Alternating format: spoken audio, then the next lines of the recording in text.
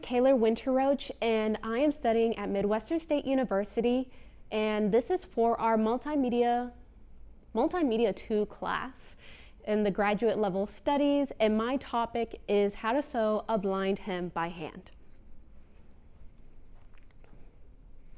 Hello, my name is Kayla, and imagine this.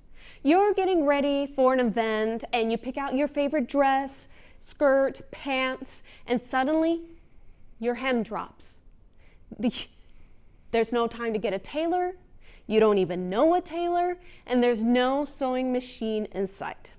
Have no fear, don't panic. Knowing how to sew a blind hem by hand is going to save the day. It is discreet, it is simple, and all you essentially need is a needle and a thread. So today I'm going to show you how to sew a blind hem. On our agenda today, you are going to learn what is a blind hem, when to use a blind hem, why, what fabric to even use a blind hem on, along with the supplies needed for this project, preparation, and of course how to sew the blind hem by hand. Now, what is a blind hem? A blind hem stitch is a sewing technique that creates a hem that's practically invisible from the outside. And you can see it here. I have two examples at the bottom of the screen. They are definitely sewn. That hem is in place, and I have an example at the top for anybody who wants to come look at it at the end of this presentation. But on the front and the back, you can barely see any of my stitches, and I'm going to teach you that skill. Now, why or when? Of course, when your hem drops. And the second thing, when you don't have a sewing machine to actually fix it. And so, why? Because you want it to look professional, like the way that the original garment was made. And also, it just has a really neat outcome. Now, what fabric do you want to use it on?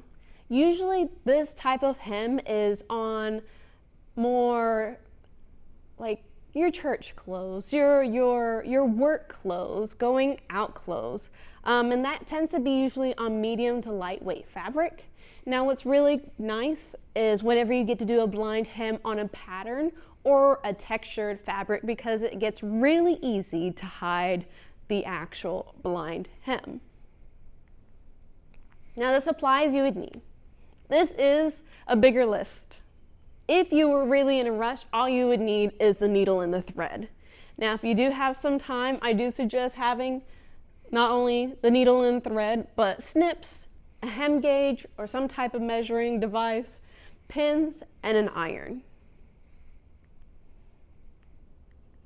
Now, to prepare yourself, I like to lay out everything, which I have done for you here today, and to just start warming up your iron. Your actual garment might be fine. It's pressed, it's neat and ready to go, and this step may not be necessary. If your hem really gets out of whack, it's just easier to work with if the hem is actually ironed and if it's folded over properly, and I'll show you why.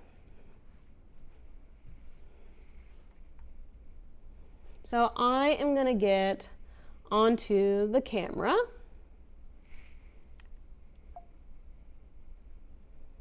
And I'm going to show you close up on how to sew that needle or the blind hem.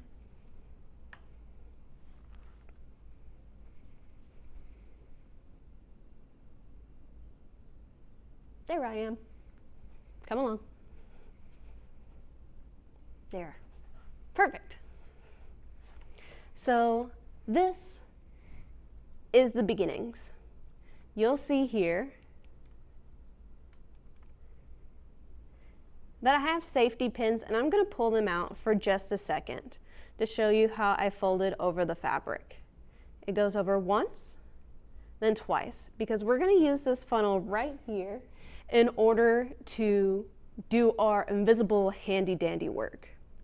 Now, I like to pin my fabric just to keep everything in place because I don't like when my fabric gets essentially squabbly. And it comes in handy when you're ironing, you can iron straight on there with your needles. Just be aware that your pins, not needles, pins will be just fine. Now, like I said, preferably it would be for you to use a thread that is similar in the color of the fabric. But for our teaching purposes right now, I'm going to use a contrasting color. So you thread the needle, and just in case if anybody is having any difficulties, you can always use, I thought I had it here today with me, a little device in which can help you thread that needle. Some other things that can just help you if you're new to this, getting the pins that have the bigger heads because they're easier to see and hold on to, along with any of us who may have like carpal tunnel or any hand, it's just hard. Use a spring-loaded either scissors or snips to help you. Those are some good accommodations that you can use to help make your experience a little bit better. Now, my needle is threaded, and I'm only going to knot one side because this is a discreet hem. We don't want to add any extra bulk to it. And so, knot only one side, leave the other side loose. And I like to make it uneven just like that. Okay? And so what you're going to do is you're going to go in on the end of the fabric through that tunnel, pick up just a little bit of the thread here on this side, and then we're going to go back into the tunnel or out the other side, and we're going to anchor our fabric, and we're going to do that again, and then go through the loop and knot it. From there, we're going to go through the tunnel about, I like to do like a nail's width. Pick up some fabric on the other side, through the tunnel again.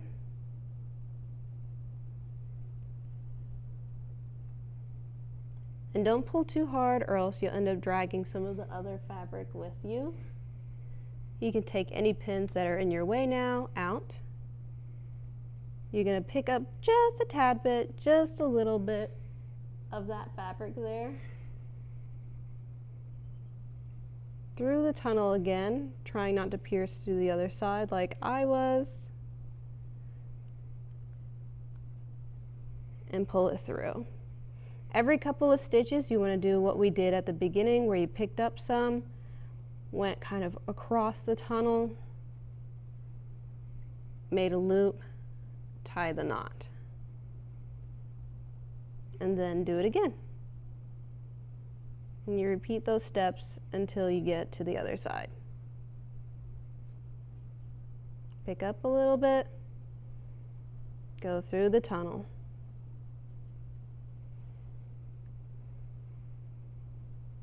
Pick up a little bit,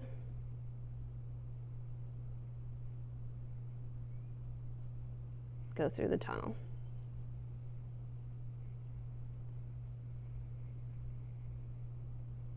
Pick up a little bit, go through the tunnel. Anchor it down. And the reason why we anchor it down every couple of stitches is because you never want to get in the scenario, oops, that might happen, that, you know, one of these stitches get caught in your heel and it breaks. Then when it gets to the knot, it will stop. So through the tunnel,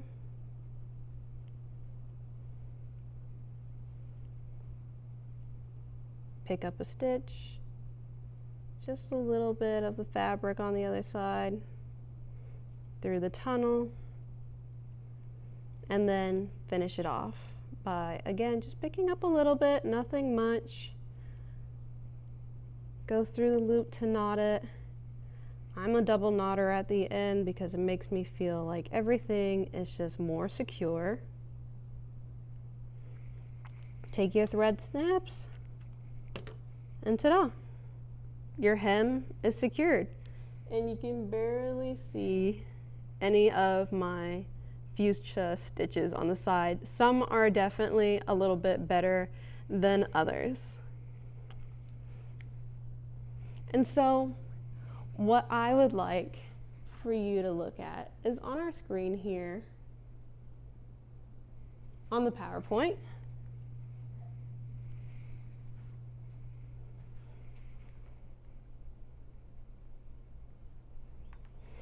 Is that I have an example where you can definitely see exactly where my stitches are. And if you look even closer, you can see my red thread going through the tunnel of the hem itself.